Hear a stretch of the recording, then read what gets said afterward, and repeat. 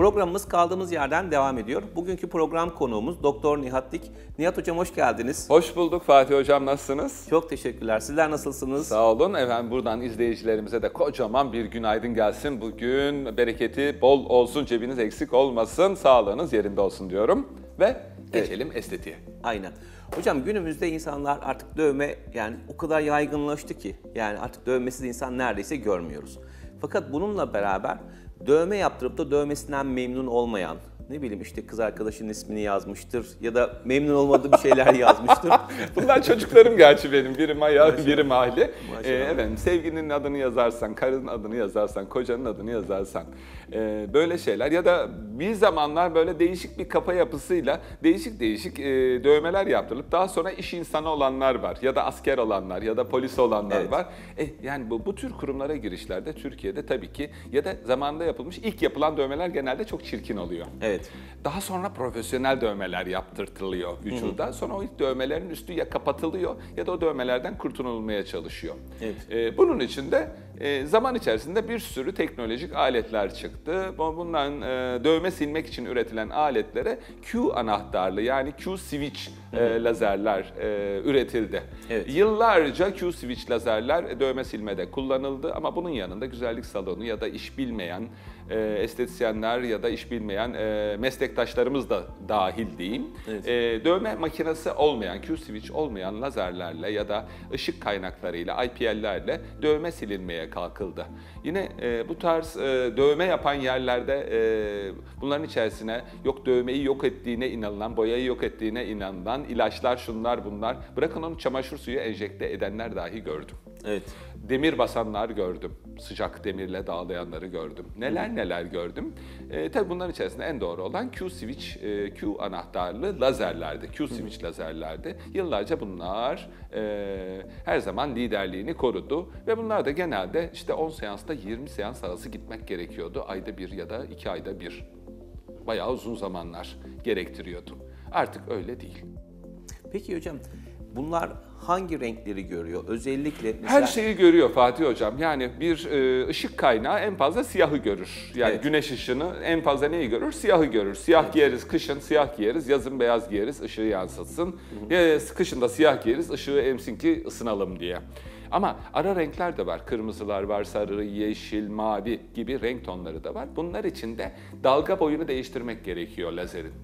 Yani şimdi 1064 nanometre dediğimiz dalga boyu kullanılıyorken ya da 755 nanometre siyah boyalarda kullanılıyorken renkli dövmelerde 532 nanometre ya da daha düşük dalga boyları 400 nanometreye kadar inmek gerekiyor. Çünkü gökkuşağı gibi ışığın da renkleri var. Tabii. Boyanın renkleri olduğu gibi. Çünkü aslında boya mavi dediğimiz şey aslında mavi değil. Mavi ışığı emmeyen, onu yansıtana biz mavi diyoruz. Aslında o renk mavi değil. Yalnızca o rengi emmediği için, o rengi yansıttığı için o pigment biz onu mavi görüyoruz. Evet. Aslında tam tersi. Mavi olmayana mavi diyoruz. Lazerlerde de sistem böyle çalışıyor. Q-switch lazerlerde dövmeyi o ışığı gönderiyorsun. Eğer renkli ise işte 400 nanometre ile 1000 nanometreye kadar olan bir dalga boyu ya da 755 nanometre ya da 810 nanometreler siyahı en iyi gören mesela diyot lazerlerde kıl pigmentini görsün diye 810 nanometre üretilir. Alexandrite lazerlerde 755 nanometre üretilir. Halbuki biz renkli ışık deyince, renkli dövmeler şunlar bunlar deyince KTP dediğimiz 532 nanometreleri kullanıyoruz. Şimdi böyle bir yaygın lazer ağı varken hala IPL'lerle, soğuk demir dağlamalarla falan uğraşmak taş devrinden kalan işlemler gibi duruyor. Ama şimdi bu Q-switch anahtarlar da onlar da taş devrinde kaldı. Artık yeni pikolar çıktı. Bu pikoların ben Q-switch yani dövme silmeyle piko lazerin farkını anlatmak istiyorum. Evet. Zaten diğer yöntemlerin hiçbirini saymıyorum, kabul bile etmiyorum. Çünkü deri bütünlüğünü bozuyor. Evet. Boyayı çıkaramıyor. Her türlü enfeksiyon ya da yaralanmaya sebebiyet veriyor. Tabii. Yani onun için onları hiç tartışmayacağım. Zaten külliyen yalan, yanlış. Bunlar tartışılmaz. Bizim size tartışacağımız konu Q-switch anahtarla piko lazer, Q-switch lazerle piko lazer arasındaki fark nedir? İkisi de hem siyah beyaz dövmeyi siliyor hem renkli dövmeyi siliyor. Her ikisi de bunu yapar. Aralarındaki yegane fark şu. Piko demek saniyenin milyonda biri zamanda vurup kaçan lazer ışığı demek. Bu şu anlama gelir. Vurdun kaçtın. Bu ne yapar? Bu benim pigmentimi yani dövme boyasını patlatırken deriye hiçbir zarar vermez demek. Işığın ne kadar yavaş olursa, vurma hızı ne kadar yavaş olursa deriyi o kadar çok ısıtır. Yanık yapar yani. Deri ısınırsa boya patlarken deri de yanar. Önemli olan yani şöyle bir şey. Cama bir tane sinek kondu. Size diyorum ki bu sineği öldürün. Nasıl öldürürsünüz? Balyozla vurursan ölür. Tabii. Ya da çekişle vurursan ölür. Ama cam da kırılır. Evet. Ama önemli olan burada camı kırmadan o sineği öldürmek. Yani aynen dövme boyası gibi. Bu boyayı yok edecek lazeriniz ama deriye de zarar vermeyecek. Bunun için piko lazerler geliştirildi. Piko demek saniyenin milyonda biri demek. Yani isim de buradan çıkıyor. Yine bu da Q-switch anahtarlı ama biri long pass, biri short pass. Yani kısa zamanda vurup kaçan lazer ışını. Aşırı yani yüksek teknolojiden bahsediyoruz burada. Türkiye'de bile birkaç tane var bu lazerlerden. Dünyada da öyle. Yani kocaman bazı dünyanın ülkelerinde kocaman ülkede bir tane bile yok bu lazerden. Yüksek teknoloji bunlar. Sırf bu işi yapan doktorlar var Avrupa'da. Yalnızca bir tane piko lazer almış adam oturmuş. Yalnızca bu işi yapıyor. Başka hiçbir işe bakmıyor. Ne botoks yapıyor, ne dolgu yapıyor, ne başka işlerle ilgileniyor. Yalnızca dövme siliyor ve sabahtan akşama kadar full, 3 ay sonrasına kadar randevuları da dolu. Peki bu dövme yapıldığında mesela kişi yaptırdı ve hemen sildirmek istedi. Hemen sildirmek. Hayır, enflamasyon var. O an yaralı senin dokun. Daha iğne yeni girdi çıktı. Oranın iyileşmesi en az 3 hafta sürer. 3 hafta sonra silebiliriz. 3 haftadan önce yaralı bir yüzeye lazer atışı yaptığın zaman o zaman scar dokusu, netbe dokusu dediğimiz yaralanmaya neden olur. Ve enfeksiyon da gelişebilir. Oranın direnci düşecek. Scar da olur. Oradaki boya değişik katmanlara da yayılabilir. Doğru olmaz. Önce bir 3 ay oradaki enflamasyon dediğimiz oradaki hassasiyetin geçmesi lazım. Dokunun bir toplaması lazım, kendine gelmesi lazım. Onun için genelde benim asistanlarım 1 ay geçsin öyle gelin der ama epitelizasyon süresi 3 haftadır. Peki dövme silmede dokuya zarar verilir mi? Piko'da verilmez. Diğer lazerler ister istemez veriyor ama yine de tabii gelişmiş Q-switch lazerler daha az verir ama diğer yöntemler kesinlikle zarar verir. Peki kaç seans yapmak gerekir? Tek seans yeterli Dövmenin midir? yoğunluğuna, boyanın oraya ne kadar boya konulduğuna ya da ne kadar yüzeyel yapıldığına bağlı olarak bu seanslar değişir. Mesela kalıcı makyajlar, kaşınıza yaptığınız ya da eyeliner dediğimiz göz çizgileri, bu sürme gibi göze eyeliner yapılır ya da dudak renklendirme yapılır. Ya da şimdi saç pigmentasyonları var. Evet. Saçı onlara ne deniyor? Nokta nokta yapıyorlar. Saç efekti veriyorlar. Onlar var. Bunların hepsine ben piko lazer uygulaması yapıyorum.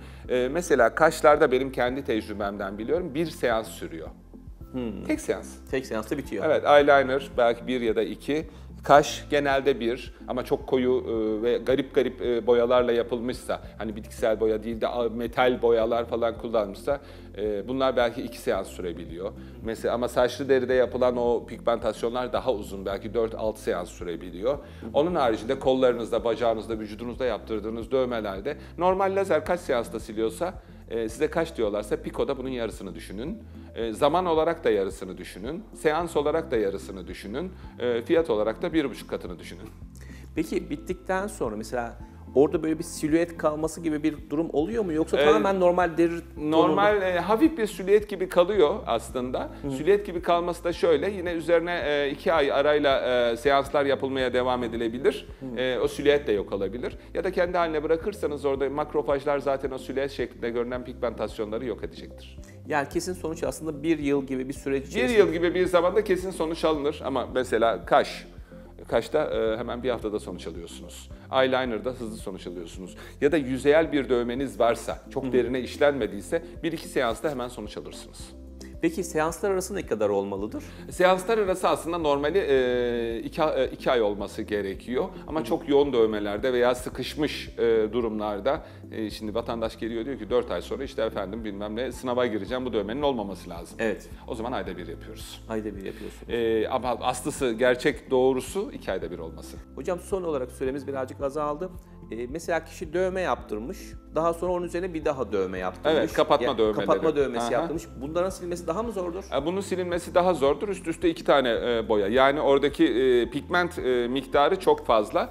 Tabii ki bunun silinmesi normal tek bazlı dövmeye göre 1,5 kat daha uzun sürer. Ama tabii ki lazerin şeyini açarız. Yani jülünü, power, enerji miktarını artırdığınızda dövme boyasının silinmesi ya da o bölgede anti-aging solüsyonlar uygulamak, kan dolaşımını artırmak ve o bölgedeki makrofajların aktivitesini artıracağı için yine de en sağlıklı şey evet piko lazer kullanmak bu işte ve sonrasında oranın bakımını iyi yapmak, kan dolaşımını artırıcı ürünler kullanmak ve doktorunuz ne diyorsa harfiyen onu uygulamanız gerekir.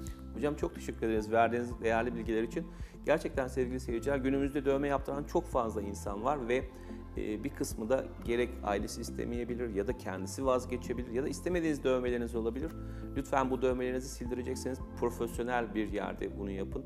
Çünkü dövme yapanlar işte yaparken ne diyorlar? İşte gidersin bir lazercide hemen sildirirsin. Ama iş öyle değil. Bu programı mutlaka takip edin çünkü çok değerli bilgiler. Evet efendim, bugünkü program konuğumuz Doktor Nihat Dik idi. Bize vermiş olduğu bilgiler için kendisine tekrar teşekkür ederiz. Programımız kaldığımız yerden tüm hızla devam ediyor.